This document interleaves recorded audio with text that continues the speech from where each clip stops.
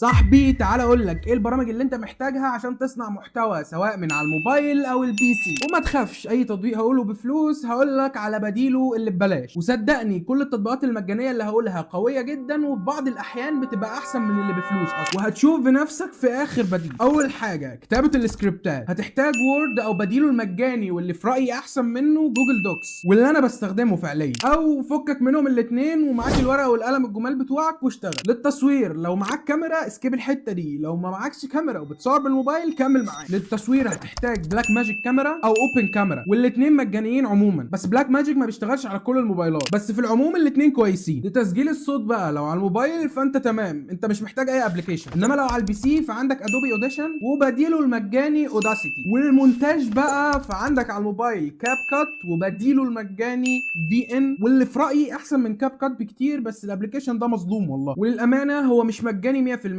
هو بيديك 100 مشروع مجانا، بس انت تقدر بعد ما تخلصهم تعمل ريسيت للابلكيشن او تمسحه وتنزله تاني، هيديك 100 مشروع من اول وجديد، بس على الاقل مفيش فيه علامه مائيه. انما بقى لو على البي سي فعندك ادوبي بريمير وبديله المجاني واللي حقيقي احسن منه بمراحل، وعن تجربه شخصيه وخصوصا في تصحيح الالوان اقوى برنامج مونتاج وتصحيح الوان في العالم دافنشي ريزولف. بعشق البرنامج ده، وعلى فكره كل فيديوهاتي اللي انت بتشوفها دي بس اهم حاجه لازم تعرفها ان كان معاك عراقي من مصر، والسلام.